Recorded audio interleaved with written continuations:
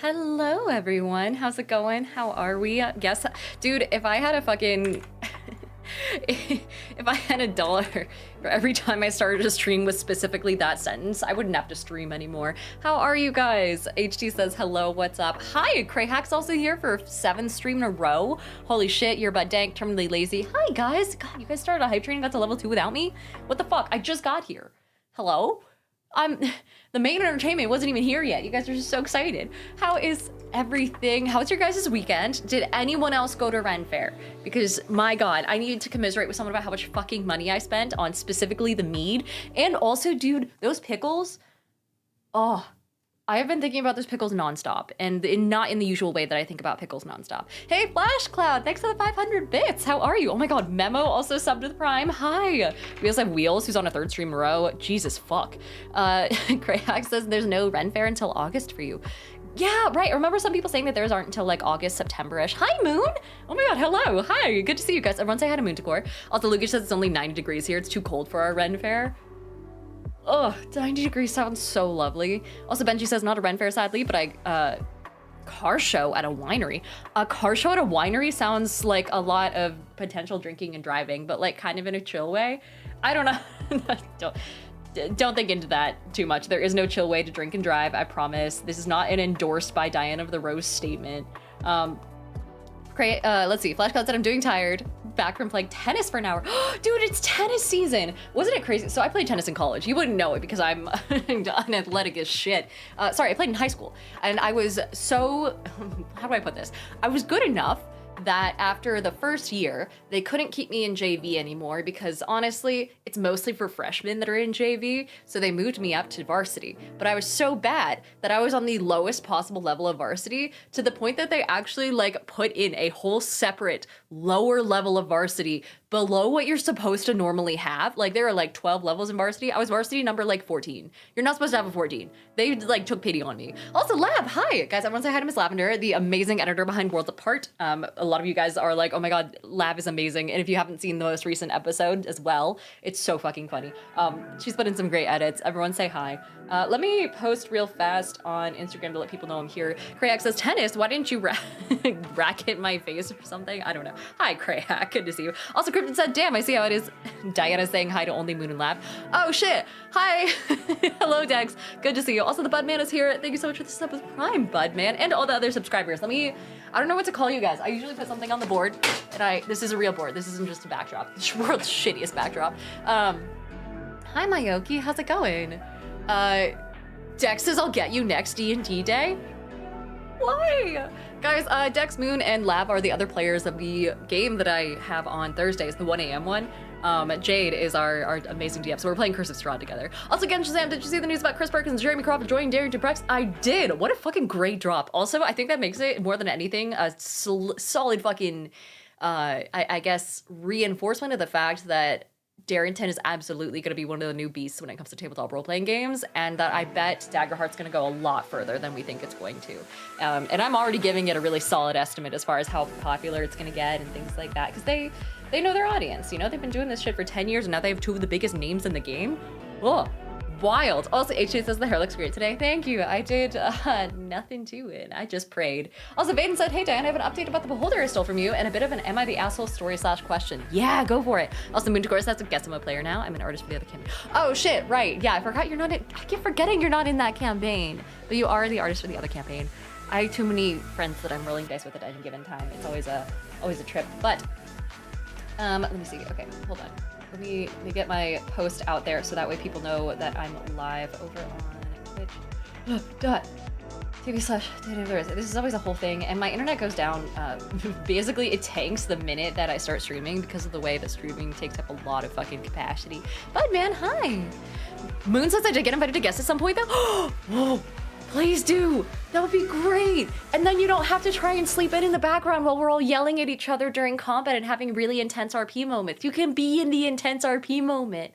How great would that be? Again, Shazam also said I just did my first session 0 for Daggerheart yesterday. So excited to try out myself. Yeah, I'm really excited. That's the book that I'm going to take on the plane with me to VidCon, which, by the way, if anyone's going to VidCon, let me know. Oh my gosh, I'm really excited. I don't know what the fuck there is to do down there. Honestly, I'm probably just gonna fuck around with my friends in Anaheim and just chill with all of them because I don't know what happens during that con. Actually, should we look it up? We'll look it up in a sec. Where are we at with subs? We have Snowman816 who followed. We also have Pokemations who wants me to hydrate. Yeah, I can do that. Today's hydration flavor, by the way, is peach. Waterloo. Half the time that I'm on camera nowadays, I have one of these in hand because it's just better than normal water. You know, if you can deal with the static part of it. Problem is, it looks like a cider can, and I don't have the best reputation when it comes to like drinking ciders on camera, so. Wintercore says, why is that can so pretty? I know, right? They have nailed their, it's very like Western style. They've absolutely nailed their branding. I'm here for it. Also, Notzer says, I'm questioning my purpose in life outside of stream. I mean, rent fair.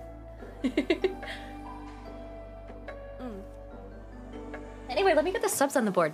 The Budman is one of our first subscribers with Prime. Oh my gosh, here we go. Budman. And then we had, oh my gosh, Nodster, NODST3R, and then 00_MEM00. There we go. And then we had HT. Hi, HT, good to see you. Why does my board look so pretty right now? It looks like more fold. I think it's because these foliage prints are usually wrapped around the back. You see that? I can kind of see it. Also, Squirrel Dad says, thanks for the random D&D tips content. I have several saved for a yearly birthday one-shot. That's great. That sounds like so much fun. Holy shit. Also, Lugic has a poll for us saying, name of the sub-board ideas. Board of Ye Jolly Cider Folk, Board of Fermented Friends. Oh, it sounds like we all have yeast infections, but I'm here for it. Frankie, hi. Let's see, the Board of Tankard Bearers, Board of Crisp Coin Givers, Board of Orchard Lords. Orchard Lord is a fantastic fucking like title for something. I might steal that. Also, Shadow says, are you renting a car or just Ubering? Just Ubering. So I am not in the influencer hotel because I'm not nearly that cool.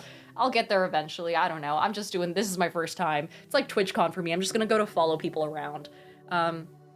Also, Johnny says, I'm moving to the country. I'm gonna eat me a lot of peaches. Is that a song lyric or an actual like goal? I hope it's the latter, dude. Peaches, you can do so much with that. Peach pie, peach cobbler. Should we do a tier list of peach-related things? Also, DBCU is here, our lovely mod. I'm gonna switch pens. This is awful. I keep fucking around and getting distracted and it just dries out of my hand. Hold on. DBCU was one of our first subs of the day. DB_CU. And then we had Iron Joker who resubbed. Was that this week? That was this week. That was 30 minutes. Oh my god, Iron Joker. Hello, hello. Welcome back. Iron Joker, what was number 102? Hello. We also had Lukic, who resubbed. Hello, hello. AGE, and it's 86, right? Yeah, 86. I'm slowly learning names. There's a lot that pop in here, so give me a break. I think that's it. Oh no, Terminally Lazy and Your Bud Dank were also here. Hello, good to see you guys. Terminally_lazy, and then Your Bud Dank. Welcome to the board of subscribers, my friends. It's a new week. We're chilling. But let's see. Kodugaru is here. Hi. Astronomist says I vote for Orchard Lord. Orchard Lord is pretty fucking solid. You can vote right now. The poll is up. And then let's see. YOLO Baggins just subbed as well. Oh my god. Hi, YOLO Baggins. Amazing name. I'll put you on the board as well. YOLO Baggins. And then what was the number? 15. But yeah, is anyone else going at all? Or does anyone else know anything interesting that happens in Anaheim? It could be restaurants, it could be anything fun. It can't be that expensive though. I don't have much of a budget for this one because I'm gonna be spending a lot of money in the next couple weeks, months, fucking half a fucking fiscal quarter for cons. So let's see. Shadow says downtown Disney is across the street from the convention center. I think I'm in that area, so I'm within walking distance of that, but it's about having time to skip away and go to Disneyland. Is the thing. It's a potential.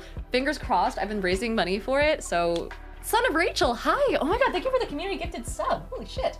Son of Rachel, good to see you. I remember you from last time. Hello, hello. Thank you so much. But let's see. Real Elgravia says, hi, I want to see a deep dive into your Obsidian. I'm not a DM, but I have creative input in my character's birthplace. I got it to be one page without scrolling, but I don't play D&D, I play DC-20. Gotcha! The stat block plugin isn't set for non-popular TTRPGs, and the stat blocks need to be editable. I think there's plugins for editable stat blocks. I know there's ones for like spells. Let me see. I can show you guys my Obsidian if you want. So this is the source of today's video, is me going through and showing people that Obsidian is not fucking scary. A lot of people think it is because they always show off that fucking terrible mind map. I hate that map. If that map has no haters, it means I'm dead. DBC said it. In Anaheim, yes. At VidCon, no, I'm visiting the parents again. Oh, gotcha. And Dr. North says I'm on the East Coast, so I can't say anything about Cali. You know, not the worst place to be, is unable to say anything about Cali. Let me show you guys let me get this into a view that you can actually properly see size-wise, because I have an extra wide monitor, which you wouldn't think it, but it makes it really fucking annoying when you have to stream things and share your screen. So let's do this. I'm gonna share, I'm not giving screen share, here we are. I'm gonna kind of let's change this from the PDF over to Obsidian. So this is what I'm working with. I don't know why it's so thin. Hold on, we're gonna extend that out. It's gonna kind of like float in space for a little bit, but let me do this actually, get a little bit wider. Yeah, there we go. We're getting there. Did you also see that I have a little like version, an Obsidian version of Clippy in the corner? That's always fun. Okay, it's a little jittery. There we go. Okay. It looks scary. It's fucking terrifying. Also, Frankie says someone else uses Obsidian. Yeah, yes indeed. Obsidian is my go-to for things like this. I promise you guys it's not as terrifying as it looks. For those who are watching on mobile, I'll kind of scoot it over to the side. And I will show you, by the way, spoilers for Curse of Strahd, if you guys are new here. Also, Johnny says, have you ever heard of the game Kiosk? I think it would be right up your alley. Actually, no, I haven't. But Gornis says, I saw you at Run For over the weekend. You look like you were having fun with your group, so I decided not to bother you, but thought it was pretty cool. You can always bother me. So my group is they're very like briefed on the fact that people come up and say hi sometimes. And it's always nice to meet other, like, especially Oregonians, because there's not a lot of nerds in Oregon. So it's a lot of fun. Orchard Lords won the poll, by the way. So we'll add that to the top. The Wall of Orchard Lords. Lords. Can you guys see that okay? Hold on. Is it kind of, it's a little, hold on. It's not quite, let me do this. Yeah, why would I fix the board when I could just fix my camera? This is the flexibility of being a streamer who thinks on her fucking feet. Kashko said lies. She's scary and only says that because she eats fans who approach her. She's really a praying mantis. It's true, it's a selection bias, actually. I'm actually terrifying and I eat people, which is why you never see anyone saying bad things about me, is because the minute they say bad things, I just eat them. Gornis, hello. Same with Maverick Gaymer and Skeet Ski. Staten is also here. But yeah, this is Obsidian. So for those who don't know, Obsidian is essentially just like a little, almost like a, God, what would you even call it? I guess just like a little software that's free to download that you can use to organize documents, especially for things like D&D. It's extremely common to use it for D&D. So Obsidian, I'm not gonna, wait, I just fucking Googled Obsidian as is. That's not what I mean. I mean, what is Obsidian the fucking, there we go. To do a capture real fast. Here we go. Obsidian, the actual app. Yeah, so it's free to download. You can move it across to a, fucking phone or iPad if you want to. I've never done that, and I think it requires a subscription to get it onto like a cloud server. So I just downloaded the normal version. Now, by default, the really important thing is that they have links. And this is what's going to turn it into essentially Wikipedia as opposed to just a normal Google Doc, right? Sadewise says, no king shaming the vor enthusiasts. True. Also, Movie Time says hello. Hi. And Real Elk Gravy says you can use Google Drive to back up between devices. Yeah, I just shoved mine onto like some portable drive, I'm pretty sure. But once you have a bunch of things out there, and you have, for example, entire documents worth of information, for example, my Curse of Strahd game is, actually, I'm not going to show you Curse of Strahd. I'm going to show you Wild Sheep Chase to kind of get you guys started, so that way it's not incredibly overwhelming. But you can create little folders with information about your world, your different gods, which I haven't filled out yet, different areas, and I put all of my adventures into this little subfolder.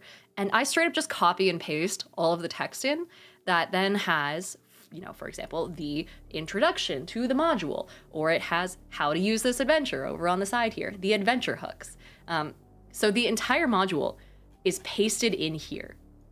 You can paste in images, you can use what's called Markdown, which is kind of like the most basic bitch of a editing software that you can possibly, or like coding software that you could possibly use. It's quite simple. Literally all you have to do is like insert a pound sign in front of a word, and then this makes it a header. And then it makes it like slightly smaller if you use 2, and then slightly smaller if you use 3. It's the exact same sort of formatting that you use in Discord, actually. So if you guys use Discord, same code, exact same thing. And then if you have a header, then that means that anything under it can be collapsed or uncollapsed.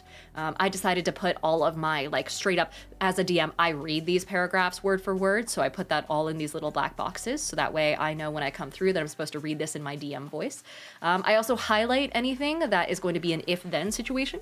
So if I say, like, oh, if you're in public, then this happens, or if there are, if instead they are in their base of operations or a home, then this happens. So that just kind of brings my eye over to skim those little bits first and figure out where exactly I'm supposed to put the characters and the party and things like that, depending on what the situation is. Any mention of something triggers this. So these little highlighted bits are triggers, right? Then I have tables that describe what enemies show up to certain combat encounters depending on how many players there are, because I keep everything really like tightly designed around the number of party players in the party. So that way I can run these adventures for basically as many groups as I want to, for as many people as I want to.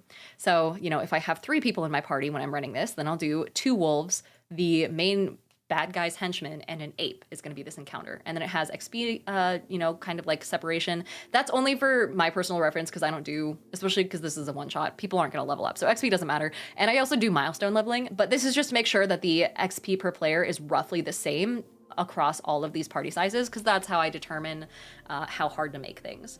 So anyway, that is my little table. And these tables are fully editable as well. You can go in and you can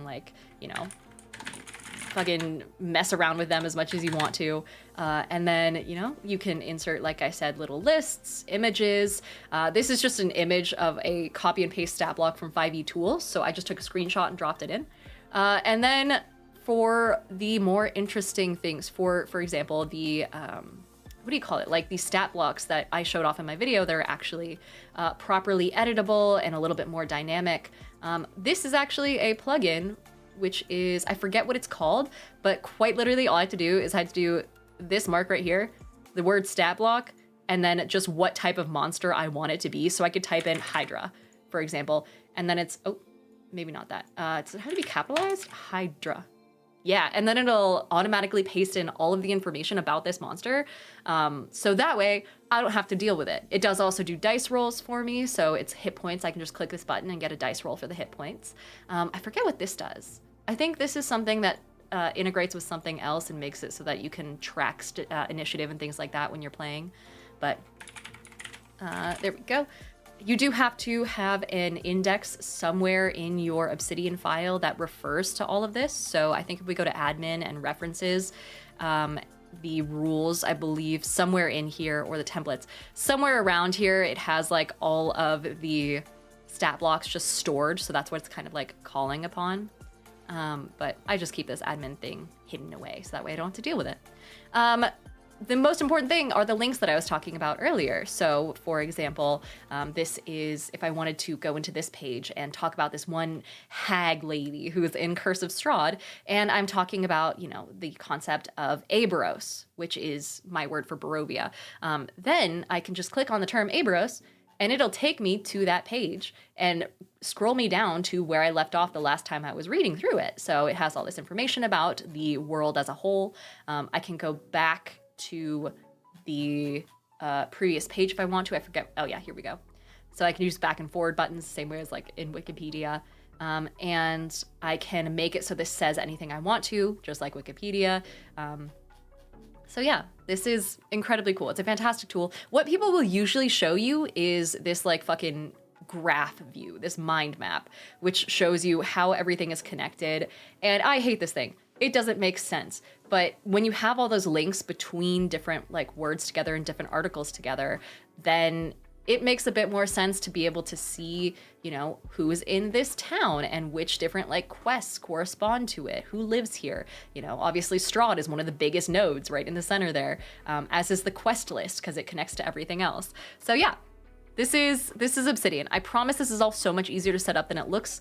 All of the plugins that I have are available online. And if you go and you search like best Obsidian plugins for D&D, then here we go. There's whole like subreddits based off of it. There's like people who have compiled entire lists of the best plugins that you can use. So this guy just straight up has a whole ass list that tells you where he gets his initiative tracking and his like images and his stat blocks. Leaflet is the one that I use for maps. He's got a dice roller in here. So they're all very straightforward. Highly recommend. Mine has a couple silly things in there too. Like I have a little like Obsidian version of Clippy in the lower corner of mine. So, but yeah, anyway, that's Obsidian for you. That's like the super quick rundown of what I was talking about in my video earlier today. Paradoxical, hi, and Lowlight, hello. Same with Lost Oddish, good to see you. Real Elk Gravy says, oh, I love Leaflet. Yeah, it's so great. Also, Impulse says, I saw your reel on this, and I was literally saying the other day that I wanted something like this. It's so much fun. It's so easy. It's a very lightweight document as well. And like I said, I have just one major document that contains all of my world information, and then a couple folders that go into the, the stuff that I run. So, but yeah. Johnny Infamous says Clippy is an eldritch horror. I wonder if there are there's gotta be Clippy memes out there. Where like, he pops up in a corner or something and he's like, hey friend, I see you're trying to hide a body. You want some help with that? Plant endangered species over a shallow grave, so that way the dogs can't dig it up. Let's see. Christoph said, I learned about Obsidian through Endeavor and had it on my phone building my homebrew and got a new phone and lost it all. Shit, yeah, I would not know how to translate it between phones. That goes beyond my capability. Endeavorance will always use Obsidian to a way better degree than I ever will in my fucking life. So I think there's also like YouTubers who will put out entire, you know, tutorials and like learn to use it type things. So highly recommend that. Let's see. Naster says, Diana's Reels have all the tools lately. Music, notes, next art foundries, and tabletop reviews. Art is hard, yeah. I used to just go onto like Tumblr to find like art as reference, but even then when you're a TRPG content creator, you need permission to use things like that, so I just haven't really been using art recently. Made me a lot better at describing things though. Also, Real Elk Gravy says the tags and data view is better than the mind map. I don't know where that is. Let's see. Tags and data view. Hold on. We're gonna get out of Firefox here for a sec. Leaflet maps, a CSV importer, so this will import a entire file's worth of like stat block information for you to make it easy. Brat. Oh shit, I do have a dice roller. Damn, I didn't know that. Oh, that's super cool. Here's all the options for it. Whoopsies, I forgot that it existed. An encounter builder, advanced tables, open a creature pane so I can search for a creature. Oh my god. Oh my god, and then it just pulls it up on the side? I don't remember having any of this from when I was... Oh, that's so cool. My god, Past Me is great. Future Me is a dumbass though, so I don't know how it works. They Call Me Lewis says, Diana, for some reason you give me I listen to Sabaton vibes and I need to know if that's true. I don't know who Sabaton is, but they sound like it might be, I don't know. Now, I listen to a lot of Yost and a decent amount of Pair 11, Rufus du Sol, huge one for sure. Nasser says, how do you separate different groups of variations within your overarching campaign notes within Obsidian? I've only ever run one group through Curse of Strahd enough to, like after getting Obsidian, but I would probably make it so that I had a bunch of, I think I had a bunch of if-then statements. So if we go back to my Obsidian here, I have information on my party, and this party is no longer in use, but it has, you know, just as a starting point, all of the information regarding their passive perception, investigation, insight, and stealth, so that way I can just refer to this at any point.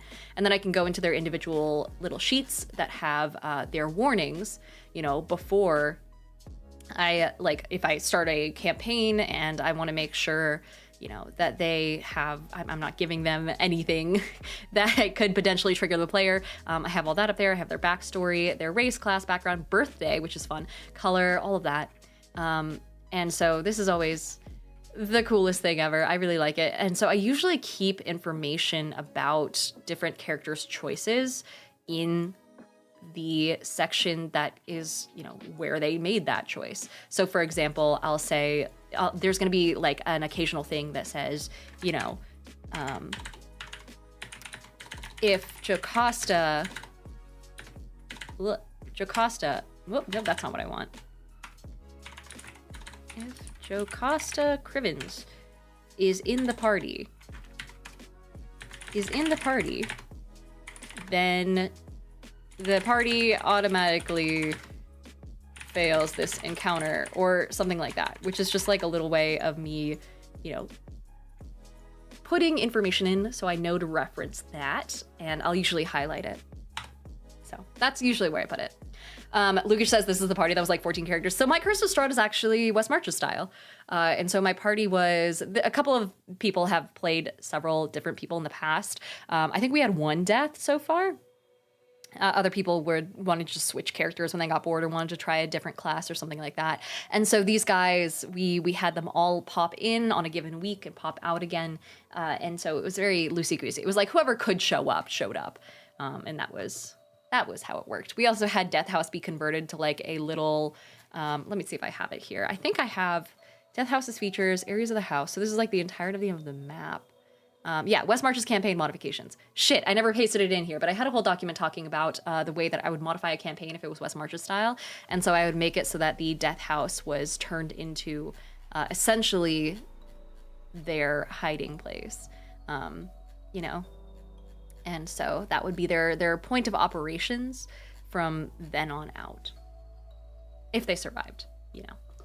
Let's see. Universe Fall says, I'm pretty sure they run Curse of Strahd as Witch March. Yeah, I had 9 people show up for a combat once. Not doing that again. But let's see.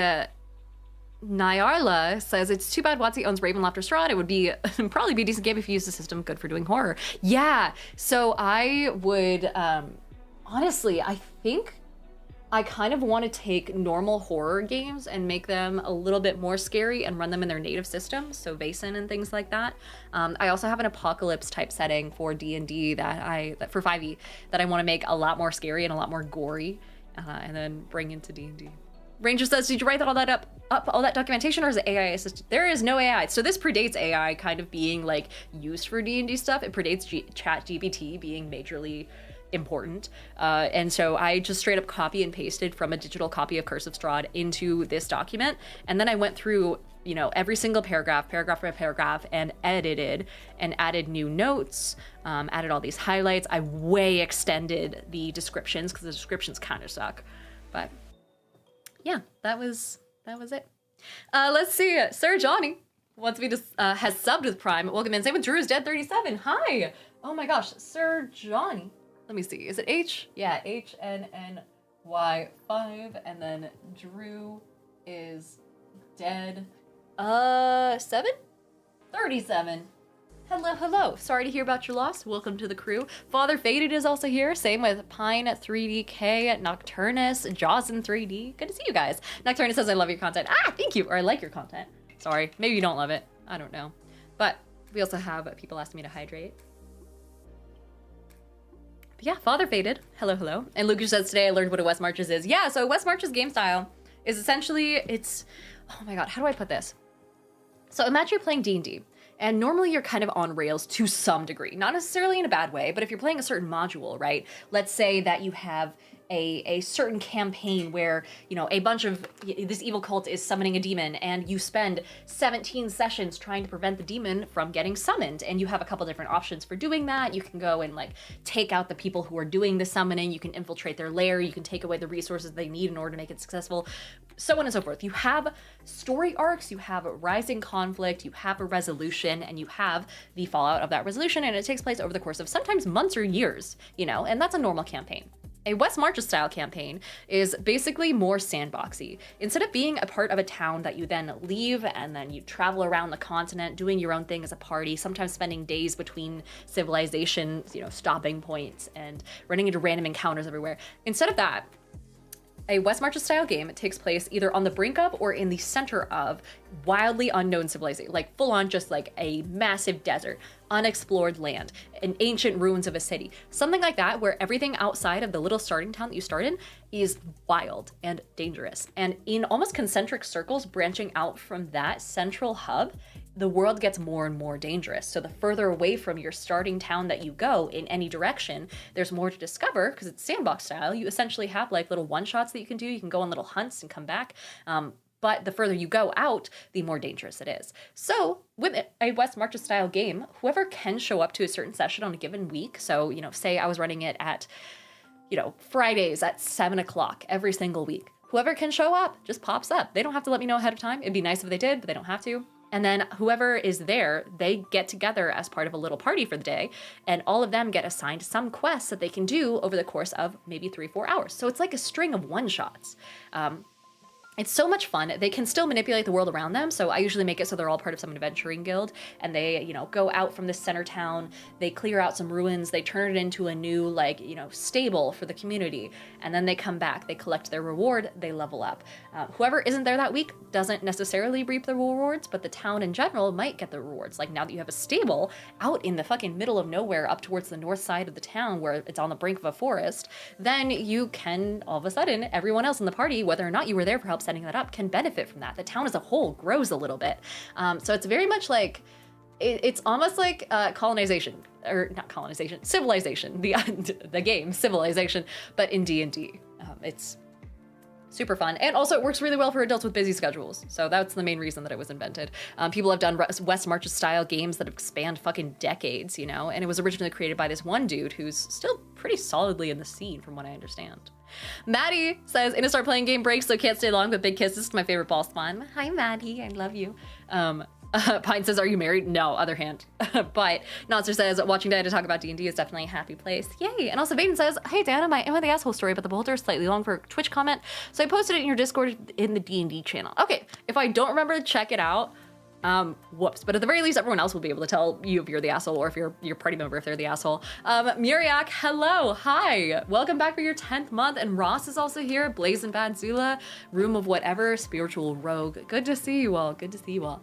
Bob McSnizzle says Insomnia has once again allowed me to catch your stream. I don't know if I should congratulate you on the insomnia, but I'll say you're welcome here anytime. Miriak, thank you so much for the sub. Oh no, this is the bad pen. I'm just gonna start throwing these out. I hate throwing things out. I was raised just poor enough that's like, that it kills my soul a little bit to throw something away that isn't fully gone yet, but still. Muriak. There we are. Welcome back, friend. Now it just says, Diana's my excuse for insomnia 3 days a week. I have to get creative the rest of the week. Yes. Sorry, I only stream 3 times a week. If I become a full-time streamer, you guys will be the first to know. Mostly because it'll mean I've gotten fired from my job. So, but speaking of insomnia, I've been having the opposite where I'm sleeping like 12 hours a day. I wake up, I'll go to bed at 11, right? Wake up at 8 for my alarm for work and then decide it wasn't enough. And then still on weekends and things like that, I'll be in bed till like 2, which... Am I depressed? Wait, is that a sign of depression? Hold on. wait a second. What does it mean if you sleep 12 hours a day? I'm hoping it's a nutrient deficiency or some shit. Healthline, help me. You may oversleep if you don't get enough quality sleep at night. I sleep well. I have like earplugs and stuff. When you regularly sleep for more than 10 hours a day? Fuck, I have wildly overshot that. Johnny Infamous says depressed in this economy. Oh no, oh God. Also, C-Fan says, are you rested after sleeping for 12 hours? No, but I thought that was because oversleeping also makes you eepy. I'm like in a perpetual state of eepiness. I'm full on like on the couch, just like slowly sinking to the side, praying that my boss lets me go early for the day so I can just go back to bed. Zayn says, I blame summer seasonal affective disorder. Oregon's high up in the latitudes. That's true. It's been cloudy today. Maybe that's it. CBC said you probably need a bit more than that for symptoms though. Let me see, hold on. How much sleep do you need? 26 years old. 7 to 9 hours of sleep. Wait, hold on, you need less sleep when you get older? So when I'm 65, I'll actually enjoy life? Hold on, Johnny says, does Diana have low T? Is that a thing? Also, Justice says, no, it's bad when you're hoping for a nutrition deficiency. I thought so. Also, Krang, hi, Incomplete is also here. Hey, Incomplete. First of all, really cool name. Let me toss you on the board. Is it 3? T3. There we go. There we are. Very clever. But yeah, Cruppleton says it's a very convenient way of not existing in a non-permanent way for depressed folks. So yeah, it's a symptom. I think I blame I don't think it's depression because I've been depressed. I know what depression feels like. This isn't it. I'm vibing. I think it's more the fact that I just am really busy all day, every day. And so like maybe my brain is just overactive and I'm like, I gotta sleep to chill the fuck out for a sec. Or maybe it's because I don't have enough recreational time during the day because I'm so busy. So maybe I'm just like dreaming instead. Because I do remember my dreams really well. And I did used to do lucid dreaming quite a bit. Justice also says could be your diet. That's actually probably it. I don't eat a lot, so maybe. Terminally Lazy also says I don't need nearly as much sleep as I used to. I can't sleep longer than 7 hours now, usually 5 or 6. And you wake up like totally fine, you're not tired? Hold on. Also, Strange Miniature says require less sleep because children are awake at too fucking early. Johnny says it could also be ADHD in your diet. I don't have ADHD, I have OCPD, if that makes sense. It's the opposite end of the spectrum of potential fuckery on the side of, wait, where the fuck, hold on. Can you guys see, what am I fucking with here? Firefox, there we go. Can you guys see that okay? Is that looking good? That looks good. Sleeping conditions. I'm definitely not narcoleptic. I don't have sleep apnea. Sleep-wake disorder? The fuck is that? That sounds like a horrifying sort of thing. Difficulty going to sleep, falling asleep, staying asleep. No, that's fine. I do have bad memory though, but I assumed that was alcohol. What else is here? Medications can help. Sedatives, no. Cannabis, no. Opioids, no. Psychotropic drugs. This is like a list of just terms that's gonna get me banned off of TikTok Live here in a sec. Count the fucking minutes. Antidepressants, no. Antiepileptic drugs, no. Hypertension, no. Psychotropics, no. Oh, wait, yes! Because, I'm on, where is it? One of these. Yeah, I'm on Zoloft. Not for depression. I know this sounds bad. I know this is like the exact opposite of what I'm saying. It's for anxiety. But, huh. Good to know, huh. Let's put that away. Crumpleton says, delayed sleep phase disorder is the thing I recently discovered. Your circadian rhythm is offset from the norm by a lot. I knew someone who had that. So I had a friend over here in Bend who would sleep at the, you know, not entirely during the day, but her circadian rhythm was all sorts of fucked up, so that she just like stopped paying attention to normal sleep night cycles and day night cycles and just decided to stop trying to fight it and just became entirely nocturnal and like could not fall asleep at a normal time. Like fully went to sleep labs, did sleep studies, and the doctors were like, yeah, you're just kind of gonna be like this for the rest of your life, which is wild. Also, ABCD, hi, saying I'm out of follows, but want to say hola, hello, and thank you for the sub. Let me toss you on the board at CDE, fuck me, welcome back. And then we also had Taylor, Taylor, where is it? MDTEH first. There we go. We had another, oh my god, Dendrandra, hi. Oh my gosh, so many people. You're coming in just as I'm discovering that I might have a issue. Let's see. And then Loser Andre subbed with Prime, hi. Loser_Andre is here. Aligned Canine, great name. And then I think that's it. Big Six, welcome in. Same with Loser Andre and Crank for following. Good to see you. Super Nerd said, if you're too active in the day, there's this thing called revenge bedtime procrastination. Yeah, so revenge bedtime procrastination is a different thing from what I understand, right? Revenge bedtime procrastination, which is when you just like refuse to go to bed because you haven't done enough fun shit for the day. Let's see. Yeah, the absence of leisure in your free time, meaning revenge bedtime procrastination.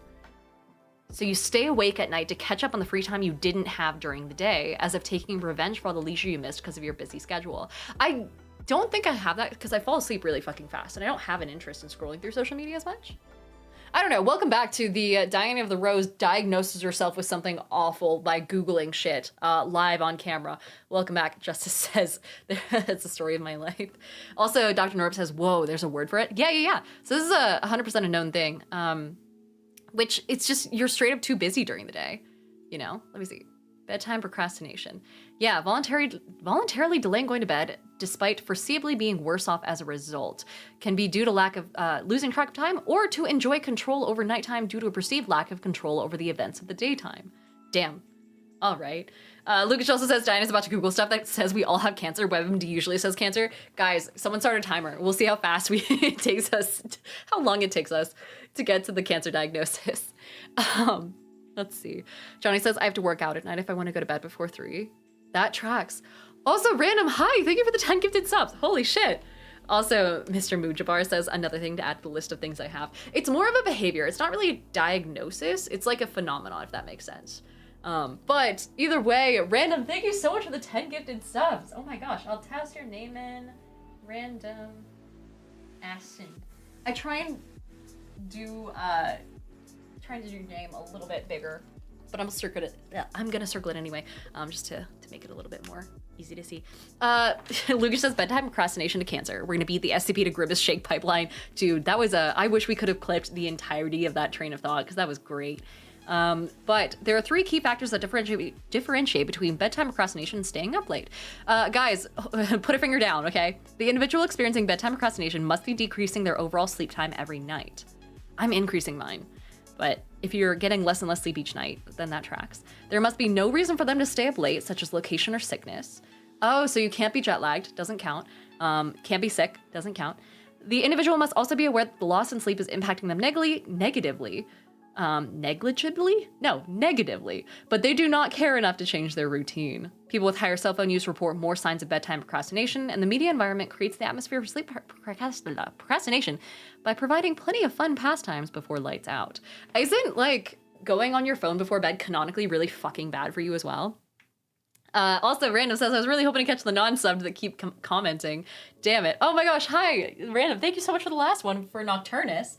I'll change this 10 to an 11 for you. Thank you guys so much for supporting each other and for getting some more subbed people out there so you can comment and, you know, you not have to deal with the ads for the most part. Qualm, hi, welcome in. Say with the unexpected kid. Good to see you, good to see you. Justice Hurt says, what if I'm in denial? See your doctor? Jordan says, nothing I do that impacts me negatively is my fault. There's a loophole to not have this. Exactly. Justice Hurt says, yeah, blue light or some crap. Here's the thing. I'm pretty sure blue light sensitivity. Hold on. Blue light before bed. I'm pretty sure that was unproven. UC Davis. Let's see what they have to say. Because I remember reading into the research on this. And actually, we can go right to the research. Hold on. This is a handy little tip if you guys ever want to be smarter than everyone else. You can go to Google Scholar and search blue light sleep. And it's just like Google, except for, you know, actual scientific research from the get-go. Hi, Ray. How's it going? Influence of blue light on sleep, performance, and well-being, and yada, blah, blah, blah. No, wait, stop, go back. There we go. A systemic review. Blue light has a bad reputation. It has a wavelength which may influence our circadian rhythm and cause bad sleep. But there are other aspects that are often overlooked. But this hasn't been summarized systemically, so this is okay, so this is like a review. Results, conclusion. This is what I love about scientific research. There's no bullshit, no ads, and it just gives you like, here's the conclusion, here's the results. Half of studies found sleep efficacy to be decreased and slightly less than half found sleep latency to be increased. More than one half of the studies found cognitive performance to be increased, and slightly more than 2/3 found alertness to be increased and reaction time to be decreased. Slightly less than half found well-being to be increased. Interesting. So overall, when you're exposed to blue light, you're more tired, or sorry, less tired, so you're probably less likely to go to bed on time. 1/5 of studies found quality of sleep to be decreased. 1/3 found sleep duration to be decreased. So you sleep less, you sleep worse, you fucking, you lose your job. Someone else fucks your wife. This is all bad. None of this is good. It can positively affect cognitive performance, alertness, and reaction time. Might benefit sports reliant on, oh wait. Oh yeah, might benefit people who are like athletes. Okay, but that's, what about us though? What about me? Let's see. Might also have negative effects such as the decrease in sleep quality and sleep duration, which might worsen an athlete's physical and cognitive performance and recovery overall. So generally, it ain't great. But Autumn says, I don't know if this is the best time to say, but it's 2:47 a.m. currently. God's sake. Also, Luke says someone else fucks your wife. Oh yeah, that'll do it. Psych Gaming, hi, and then All's in, welcome in, hello, hello.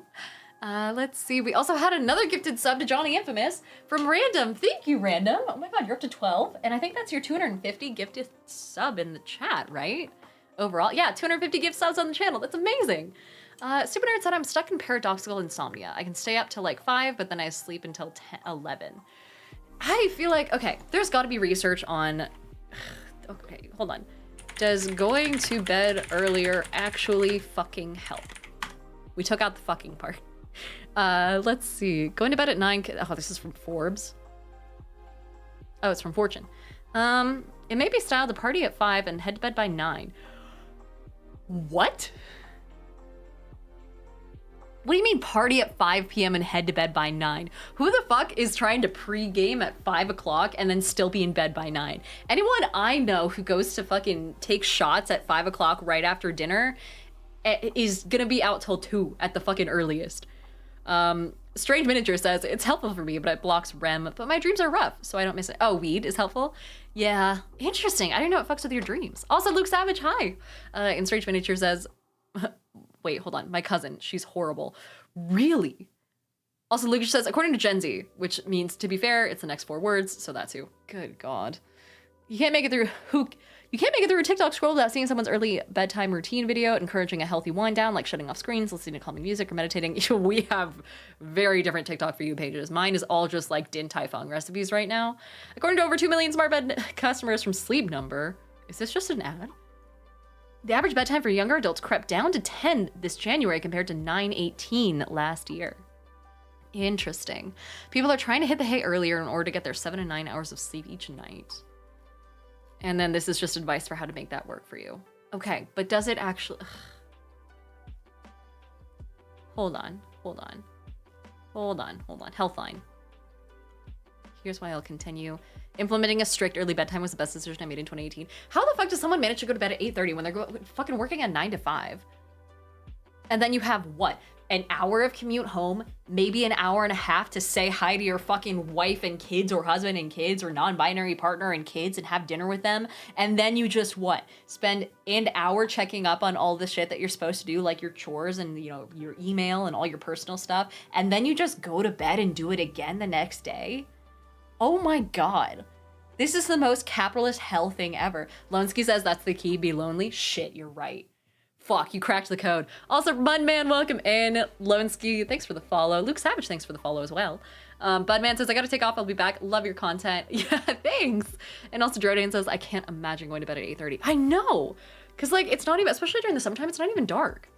But Zaid White says, sleep studies are hard. A lot of them include self-reporting, and people are just not built to be accurate narrators of their own life. That's so true.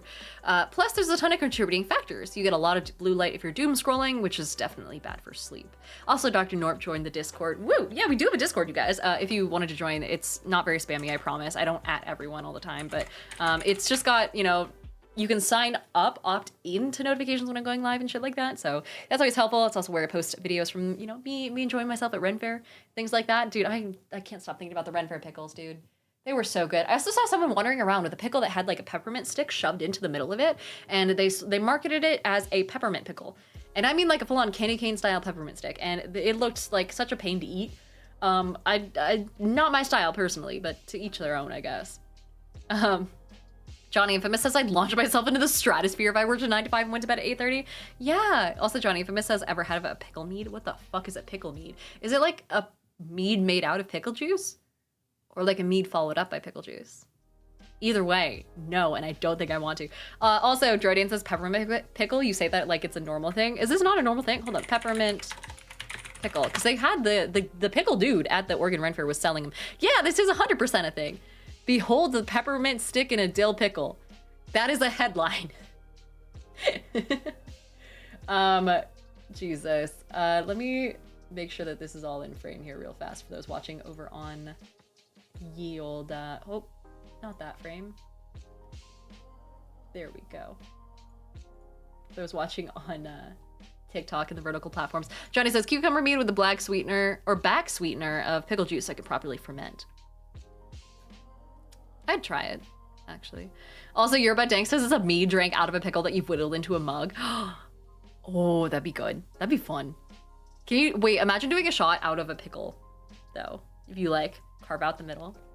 Also, Terry says, can you share the most random Ren Fair moment? Oh, God. I don't know. It was kind of fun when they were doing the little fights in the arena, though, because they had, like, sparks coming off of their weapons and things like that, and that was always... Oh, fantastic. Pickle bong? No way. Someone has definitely done that. Also, Scope says, wouldn't the pickle juice dissolve the peppermint? It probably would, right?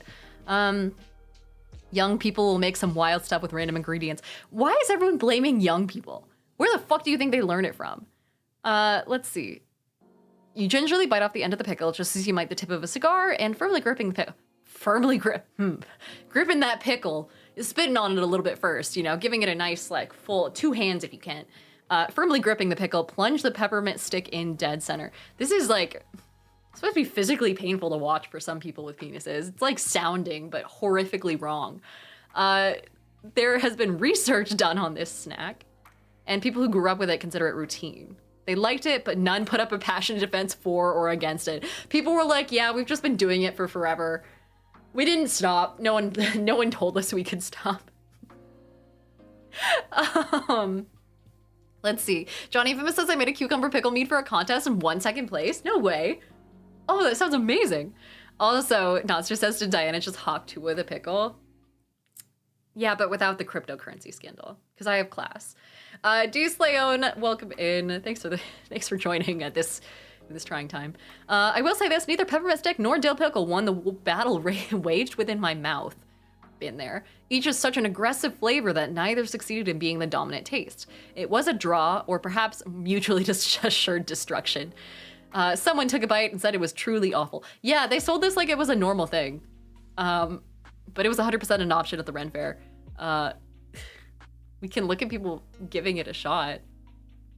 Oh, damn it. Fuck, that's okay. The thumbnails are a little suggestive anyway, and that's not what we're here for, despite the vibe of the stream so far. Let's see, Astronomy says, have you ever had Hellfire? Like, have I been to hell? No, but I'm on my way there. It is Pride Month. Jordan says, let's not Google sounding, please and thank you. No, we're not going to. Also, Bob McSizzle says, I think pineapple on pizza gets a pass. Peppermint pickle is cursed. It is. 0 out of 10. Strange Miniatures also says, chat, pickle bong is a fail. Repeat, do not pickle bong, do not seek the treasure. I want to know, how do you make pickles anyway? Can I because the ones that they had at Ren Fair were so satisfying because of the size. Not that, you need a big pickle to have satisfaction. I think it's more the vibe at Ren Fair. I'm gonna stop talking. How do you make a pickle? Homemade pickles recipe, because it's not necessarily pickles that I'm a big fan of. I'm a big fan of the concept that people can then take anything else and shove it into the pickle solution and make like pickled carrots and things like that. And our list says pickle size queen confirmed. It's cucumbers and vinegar, cucumber, dill, and vinegar and thyme. Hellfire is menthol and spicy food, says Geronimo. You say that, is that a thing? And then like pickled garlic and shit like that, and then you can mix things in. Okay, easy homemade pickles. Rice vinegar, maple syrup, salt, red pepper, not doing that. Black pepper, dill, garlic. This is easy. No way. But how long does it take? Up to, okay, wait. It only takes a couple days? Chat, should we make pickles? Should I make pickles? It'll mostly be me. Let's be honest. Let's see. Nautilus says, would you rather your pickles be very long or have a lot of girth? It's about how you fit your mouth around it, Everyone's a little bit different. People are saying sure. Let's see. But you can also, what else can you pickle? What? Google. What else can you pickle? It autofilled it instantly. All recipes, help me out, and please don't be in slideshow format. Okay, thank God. Refrigerator pickles, easy. Pickled peaches? Wait, is this still in vinegar? No way. Yeah, with cloves and cinnamon. To be fair, the cinnamon would slap, but that's wild. Drodan says, I've been pickling my liver for decades. Getting ahead of it. Also, Johnny says pickled garlic is OP. I know. Oh, they don't have it. Bread and butter pickles? No. Jalapenos? Fuck no. Pickled asparagus I got at the farmer's market not too long ago. Where? Pickled okra, Christmas red pickles, pickled eggs. Oh. Wait, has anyone ever had pickled eggs? If so, how is it? Strange Miniature says, oh shit, Diana's about to start a canning hobby. I'm always gonna get taken out for botulism spread, I'm pretty sure. Andronymous says pickled gingers. Ginger, not redheaded people. That's an option. Luge says the official food derail. Good job, everyone. Well done. We did it, Joe. Justice Hurts also says y'all need Jesus. It's far and away from this channel. Let's see. Stupiner said, be careful when pickling because you can get botulism if you can it wrong. Oh, how do you, wait, botulism. I probably shouldn't Google this while hold on. Botulism is a rare but serious illness caused by a toxin that attacks the nerves, leading to paralysis. It's caused by a botulus bacteria and is usually in canned shit. It's not transmitted person to person. How can you prevent it though? How do you avoid botulism? Refrigerate leftovers, use food stored in oil, keep it in oil in the fridge, making sure products keep, okay, but never mind. I don't trust myself to not poison myself, dude. I've poisoned myself on numerous occasions trying to cook. So, Johnny says you just have to make sure you clean things properly. I can try. And Dornova says I'm so obsessed with the new Capri Sun offering. Wait, what's the new Capri Sun? Hold on. New Capri Sun flavor. Moon Punch? Wait. Oh my God, they changed their logo. Why is it so happy? Multi-fruits, orange, multivitamin, cherry. Didn't they make it so that the backs are no longer clear for some reason? Was it because it gave away the fact that there was like mold or some shit in the, in it? Let me see. Where's the... Capri Sun introducing a glow-in-the-dark pouch for its newest flavor, Moon Punch. In celebration of a rare total lunar eclipse, also known as a blood moon, happening on March 14th. Oh, this was earlier this year. The Juice brand is releasing a cosmic new flavor. Interesting. Da da da da da. And they have like different packaging for the different ones, I'm guessing? Or is that just a gimmick? It might just be a gimmick. Oh no! The 8 new astronomically inspired pouches will be a cosmic cherry flavor. Each one will depict a different moon phase, making them fun collectible items to complete a moon cycle from new to full moon. You can follow a lunar link to win. This is just turning into an ad. I don't want that. This is also ages ago. I mean, if it's cherry flavor though, where's the jump from cherry to fucking moons? Androna says the solstice pouch is what it's called. It just went on sale today at Wally World. New Capri Sun solstice pouch. Oh yeah. Here we are. Capri Sun releases an extra long pouch to celebrate the longest day of summer. What the fuck? Hold on. Oh my god, my poor internet. Solstice. This is just an ad for Anchorage. Jesus. You versus the guy she tells you not to worry about. Boy Howdy says, and they aren't calling it Capri Moon. I know! Also, Nazar wants me to hydrate. What a missed fucking opportunity. Nazar says, might as well drink. Johnny says, there's liters of Capri Sun in a store near me. And Nazar says, they were always foil when I was a kid. Really? You didn't have the clear backings? Also, Juridian says they should do the Falmer's Almanac moons and flavor them accordingly. So strawberry, flower, wolf. Yeah, wait, what's the upcoming one? Someone Google it. I'm still staring at this for no reason. A very long serving of juice. Oh, Jesus. Yeah, how long is the straw on that thing? Asking for a friend. Capri Sun says the distinctive drink comes with an extra long yellow straw and a 64-ounce jug of Capri Sun fruit flavor to keep on drinking even after the sun sets. The pouches cost $1.50, which is a nod to the solstice's 15 hours of sunlight. They're only on Walmart and they were sold out in minutes for Capri Sun fans, of which there are a lot of them, I guess. Dracoman says it feels like Photoshop. Truly. It's a juice box and a flotation device at the same time, said one Instagram commenter. Capri Sun the long way, said another user. Capri Galaxy. I love internet comments so much. Everyone is so funny. Everyone's so creative. Boy Howdy said the straw is the normal size, probably. Cowards. Give me the straw extension. We know we have the technology. God, I love the food derails so much. Also, my TikTok live is like, hey, you're inactive right now. Chill the fuck out. I'm active. I was just here. There we go. We also had someone donate $5 when I wasn't looking. Thank you so much to the $5 tipper for helping me. Essentially, it's just like gonna be my fund for VidCon. By the way, there won't be a stream this Wednesday because I'm gonna be out and about at VidCon. So I'm gonna be flying out on Wednesday, so I won't be here. So please go support friends instead.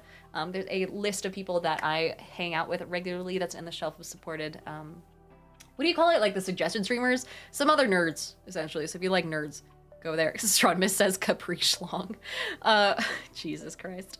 Also, Dracobane, hi. Hello. And Nazar says, did Capri Sun convert to paper straws? God, I hope not, because then you'd have to like make the hole yourself, right? But am I being like Mandela? Hold on. Mandela effects. I feel like I'm getting Mandela affected by the fucking concept of a Capri Sun pouch. Sun pouch change to make it like no longer transparent. Yeah, Capri Sun addresses the juice packaging rumors after fans sound off. We'd never disrespect the pouch. Hold on. Accounts spread that Capri Sun will be ditching its iconic pouch and opting for bottles instead. No way. That's not what I'm talking about. I'm talking about the fact that they didn't used to be transparent on the back. Let's see. The aluminum pouches are here to stay. Okay, wait. Change transparent, maybe, is a good keyword. I dated someone once who didn't know how to Google, by the way, like was full on using full sentences and shit like that and didn't really know. Oh yeah, they removed the clear bottom pouches. They changed the bottom of the pouches from opaque to clear so we could see the goodness of no artificial colors, and now they went back to being opaque. It's a supply chain issue, they said. Oh, so it's only a rumor that it was to not get a moldy packet. Interesting. Probably cheaper to just make packages that are one single material, or maybe they're having issues sourcing the material used in the clear part. That makes sense. But I was going to talk about the Mandela effect in general. Johnny says no clear bottoms in sight. Also, Boombox says what games? We got so distracted. We were going to play games, but did not. What games do we play? D&D. Also, Ranger's Apprentice says, while we're Googling shit, have you ever played the Metazoa? That sounds like a disease. Also, Andronimus says, hello, Google. How are you? I am fine. What is the best way to avoid botulism and canning? I want to try the hobby, but I'm scared. Dark and Darker, I haven't yet. Also, Astronomus says, what game are we always playing games? The game is life.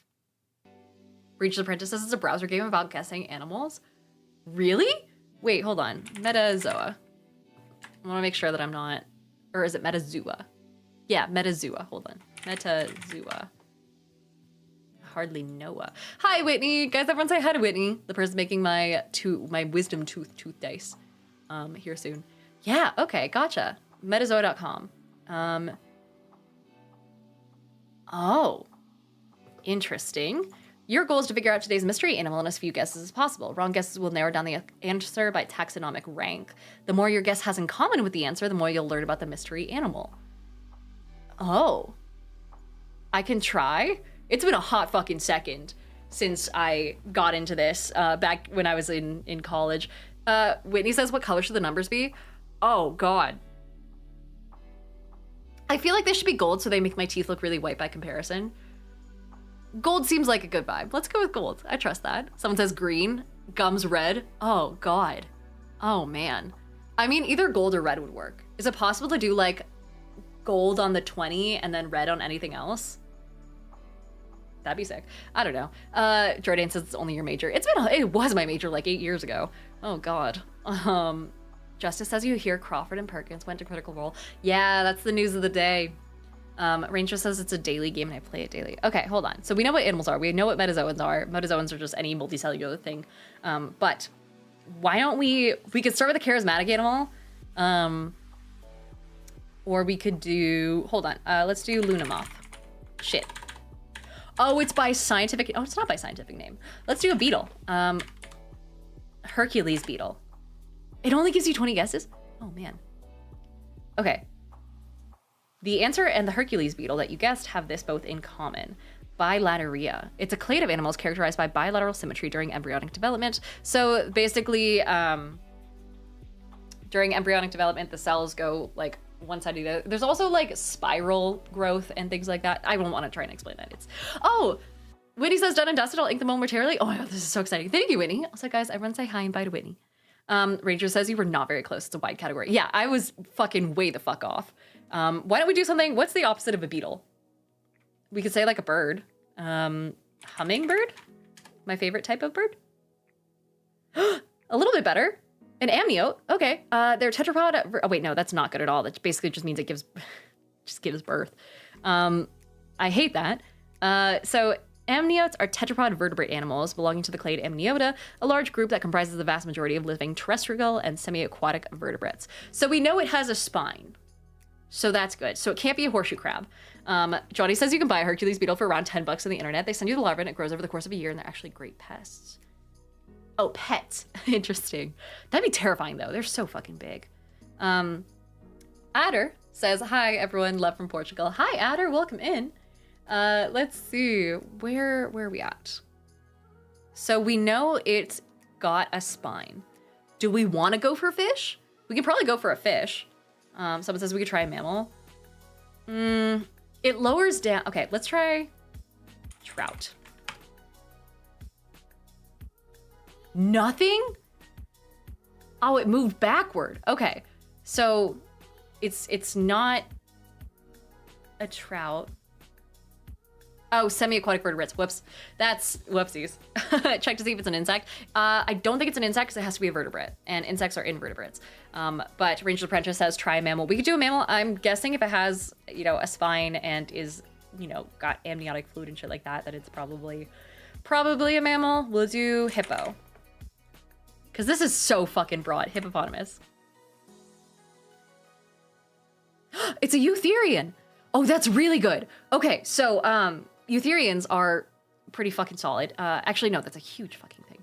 Also called panplacentalia, is a clade consisting of placental mammals and all therian mammals that are more closely related to placentals and to marsupials. So basically, it doesn't lay eggs, is where we're at. People are saying salamander, not so much. What about a shark? No, because sharks are not eutherians, I believe. Someone said toad. I don't think toads are eutherians, are they? Are they? Oh God.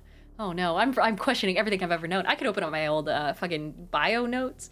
So if it's eutherian, then it might be, let's do a squirrel. Just a straight up basic bitch of an animal. Shit. It's not. Boreoeutheria. Oh! Okay. Clade includes giraffes, pigs, zebras, rhinos, dogs, cats, rabbits, mice, squirrels, bats, whales, dolphins, lemurs, and simians.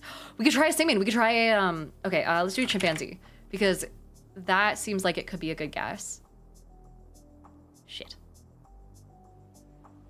Eucarchontoglires. Oh, wait, we're going in the wrong direction. Oh, that helps a lot. So we know it's not any sort of dog, cat, rabbit, mice, squirrel, bat, whale, dolphin, lemur, or simian, or pig, zebra, rhino, or giraffe. So maybe it's a bird. It might be a type of, no, it can't be. Should we do, let's do a, but we know it's not a marsupial. Shit. Ranger says, your mystery animal's not that, you're looking for the question mark. Yeah, I fully like skipped all this and I was like, oh my God, we're getting closer. Fuck. Wasted some guesses there, whoopsies. A shrew, that's a good guess. Oh, a shrew isn't in here. What's related to a shrew? We could do a rat. I mean, rats, mice, and squirrels are close enough that I'm afraid they might be down here. And I don't really want to go down there. I want to go back to the eutherians. So I want to say placental mammals, all therian mammals that are more closely related to placental. Okay. It's not a marsupial. A rodent of some sort. A vole? We could do a vole. Astronomist says, do me a favor, do a blue-footed booby. Blue-footed. It's not on here. Shrew discrimination prevails. A vole is a good guess. Naked mole rat is a very good one. Let's do that. Damn it. It's still too specific. Yeah, so we know it's not a rodent. So that rules out naked mole rats, like squirrels, beavers, even. Maybe we have to think bigger? We know it's not a giraffe, because that'd be further down in Boreoeutheria. A wallaby, I think that's a marsupial, but we'll just confirm. Oh, not walrus. Would a walrus be here? A walrus might be on here. Damn it. No, it's like closer to a hippo. Shit. Okay, so we know an elephant or a platypus. An elephant's gonna be in Boreoeutheria, wouldn't it? If rhinos are down here. Otter is a good guess. River otter or sea otter? Fuck, we have to go with a difference? Let's do river otter. Shit, this is so broad. Okay, so we know it's not a canid. So we know it's not any sort of dog or meat eater. It's not gonna be a raccoon. Is it possible to zoom in? Yeah, hold on. Okay. How's that? Better? Miriax says, what is the goal? We're trying to guess an animal in the next 11 guesses. Falcon, I don't wanna, we could try more birds. Red panda, I think a red panda would be down with these guys, I'm pretty sure. But we could, I hate that we're hitting on everything that's like not, a bat? Bat might work, potentially. We'll do fruit bat just to start. No. So we know it's not any of these guys. Oh, we know it's not an ungulate. That's good. Mirai says, what's our closest family? We're way the fuck back up here. So we know it's not a giraffe, pig, bat. It's not a pangolin. It's not any sort of ungulate. So chances are it's not going to be deer or anything related to deer or deer-like. Caniformis includes red panda, so anything that is dog-like, cat-like, most meat eaters. Not going to be a rodent, so that includes beavers and shit like that. And we know it's not going to be a chimpanzee. It's probably not a primate at all, which rules out a lot of fucking shit. I think we need to guess more birds. Moose would be down with the ungulates, I'm pretty sure. Albatross is a good one, though. Let's do albatross. Really? Oh, so it's not a bird. Neowaves is a clade that consists of all modern birds with the exception of a Paleognathai and Galloanserae. But it doesn't include chickens. Why don't we try chicken and see if that helps? Damn it, we went up one. So it's not a chicken. The exceptions for this group include flightless ratites, which belong to Paleognathai. So flightless birds are a different one? Wait, eggs are out. It is Eutheria, but not Boreotheria. Jordan says we're not great at this. This is my fucking degree, and I hate it here. Could it be elephants? I don't think so, because I think elephants are down... Where are they? Well, they could be. Whales, dolphins, lemurs, simians, giraffes, pigs, zebras, rhinos. I feel like rhinos and elephants are close, but maybe that's just me. Is it a whale? Did we guess whale? It might be a whale. Blue whale. Please. No! Penguin? Nonster says, so not puffins because eggs. A seahorse, says someone else. A manatee. We could try seahorse. Where did whale go? This is gonna help me. Blue whale. Ah. Yeah, I was gonna say hippopotami are related to whales. Oh, maybe that's what I'm thinking of. Not elephant. So we could try elephant. Someone else says ram. Ram is gonna be underneath in the same area as the ungulates, I'm pretty sure. So it's not gonna be up here. Whoop, here. So, sea dragon. I just want to do that because that sounds fun. Sea snake, sea urchin, anemone, sea star, sea otter, sea snake. Should we do snakes? We haven't done a lot of snakes, actually. Hold on, let's do a snake. Someone name a snake. Also, Mudman says sloths are out, right? They are out, I believe. Astronomist says ostrich. We could try ostrich because it's non-flying. But I have a feeling it's just gonna get... Damn it, yeah. No better. Jayok says snakes are eggs. Oh, yeah, that's true. No eggs. Oh, this is hard. A rattlesnake? That's not gonna work. Trouser snake. Bird, egg, no egg. Dolphin. We could try dolphin. Justice says Komodo dragon. Also, Lynn says, what about a manatee? A manatee might be... Oh shit, would that work? Because we've ruled out walruses, whales, hippopotami, living cetaceans.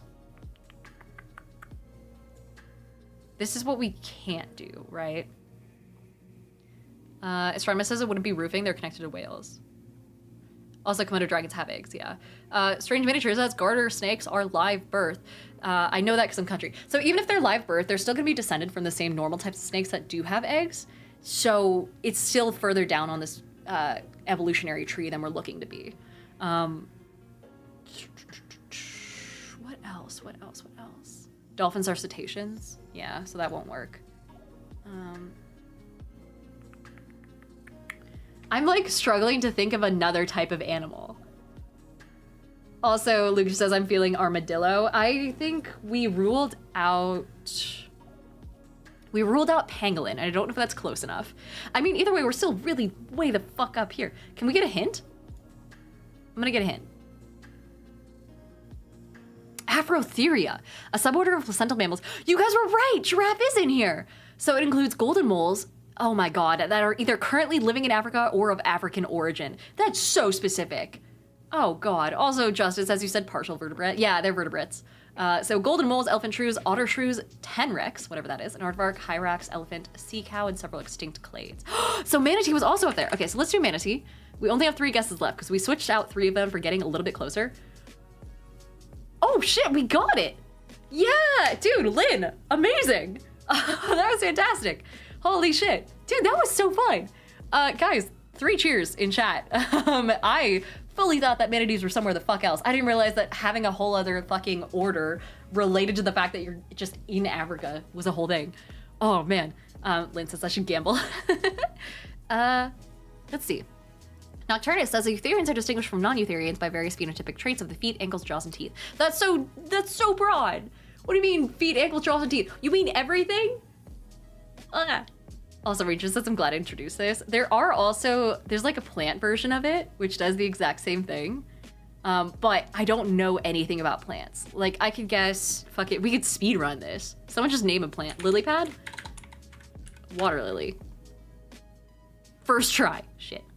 It's a spermatophore, so okay. Well then, in that case, it's probably some sort of tree. We'll say like oak tree. A seed plant. Interesting. So so it doesn't include ferns, moss, or algae, but we could say that a willow tree. But a willow's probably closer to an oak. What about kelp? Oh no, hold on. Well, it's probably a land plant, right? A dandelion is a good one. Show me dandelion. Fuck. So oak trees and dandelions. So we know it's not, that's so sciencey. A class of flowering plants. So it doesn't have flowers? Orchids. Lynn says, are there like vegetables? Yeah, we could do like a zucchini. Nope. We could do like a tomato. But tomatoes have flowers, right? Shit, yeah. Asterids. A large clade of flowering plants, about a third of the total flowering plant species. Fuck. So of all the species that we could possibly name, a third of them are down here and therefore wrong. Oh, I hate that for us. What about a cashew? Cashew's also probably gonna be in that same vein though, I'm guessing. Kai says, what's happening? I'm way late. We're guessing a plant based off of scientific nonsense, essentially. Go for something with a cone like a pine tree. Yeah, so we could say pine, a Baltic pine. Yeah, Pinidae. It's a subclass of whatever the fuck that is. I don't do plants. So it's right there. Holy shit. What are some other like coniferous trees? Douglas fir. A bishop pine is another one. Bishop. It's not in there. Oh, but it's not specifically a pine. The Pinaceae, or pine family, are conifer trees or shrubs, including one of the well-known conifers such as cedars, firs, hemlocks, pinions, larches, pines, and spruces. Shit, so it ain't a Christmas tree. But it does have those little cones. A Maine pine, a Venus flytrap, a magnolia. That's gonna be over here, I'm pretty sure. Carnivorous trees. Should we do like mistletoe? Nope. Yew tree. Is a yew tree? Oh, it's not in there. Bishop pine, Maine pine. A juniper is a good one. Oh, it's not in here. What do you mean it's not in here? Fuck. Let's see. A lullaby pine, longleaf pine, bastard pine. I think those are all gonna be like properly in the pine family though, which means that's not it. So our guy is like slightly away from it. Calorie pear flowers smell like jizz and vomit, says Johnny Infamous. That is a hell of a combo. Try a willow. I can try. I don't think willows have cones, do they? What? Willow. No, willow looks like it's way the fuck over here. By the fab tree. Oh, a fabbit, also known as a roseate. So roses are way the fuck over here, which isn't great. Oh, how about stuff like redwood or spruce? We try spruce. But it might be another pine. Yeah, that's down here. So I have a feeling if we continue trying the pine trees. Oh, a cedar? Yeah, cedar. Of Lebanon, specifically. Sure. Nope. We're doing like all of these specific pine trees. Whomping willow, if that was real, sure. A redwood we can try. We could try what, or sequoia, actually. Let's do that. A giant sequoia tree. It might be the same thing. It might also be in the pine. We did it! Ah! That's great! Holy shit! So a giant sequoia they're the largest trees on Earth, a species of coniferous tree classified in the family Cypressidae, Jesus, in the subfamily Sequoiaceae. So we got there by skipping the family and subfamily and just throwing a dart into a board. Good God. TVC said we did the plants better than the animals. Jesus Christ. All right, well, I think I'll wrap it there. I have to run because I have more work to do for specifically exoecology for plants. Shit. If you guys haven't seen it, I'm working on a, basically like an extension to Andy's module, Exoecology for Monster Hunters, and doing a little guide to botany. So it's D&D, but botany, but poisons, but traps, but like plants and shit, and plant creatures. We've got some really fucking cool ideas. So I'm gonna help some brainstorming on that front before I run off and just enjoy my night. And I hope the rest of you guys enjoy your night as well. Thank you so much to everyone who hung out and who subbed. Sorry I have such short streams. I know that's such a big complaint, but I have a day job and a life, and I come straight from my day job to this, so it's very sorry. Again, if I ever quit my day job, or more likely get fired, you guys will know instantly because I actually stream for a decent amount of time. Speaking of streaming for a decent amount of time, let me send you over to a friend of mine who is currently online. Let's see who's here. It's Monday, so I think Aries might be on. Shadley is raising money. Oh, we should do that. Also, yeah, we should do that. I kind of want to head over to someone who's doing some charity shit. So he's playing Blueprints. No one spoils shit. okay? And everyone go say hi to Shadley. Tell him I said hello. Someone redeemed the stream thing? Oh shit, really? To guide the raid? Oh, to Fef. Is Fef on? Hold on. It is. He's doing Cabin 6. Oh my god, yeah. Oh, and Kiki and James are both there. Yes, and Faye. Ah, there's so many friends. Okay, guys. Everyone, pop in, say hello, be nice, settle in for what I'm assuming is a horror like summer series little bit.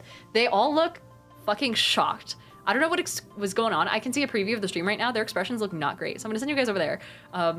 In the meantime, have a wonderful rest of your day, and I'll see you back here tomorrow at 5 o'clock Pacific time for more of the usual. Bye-bye.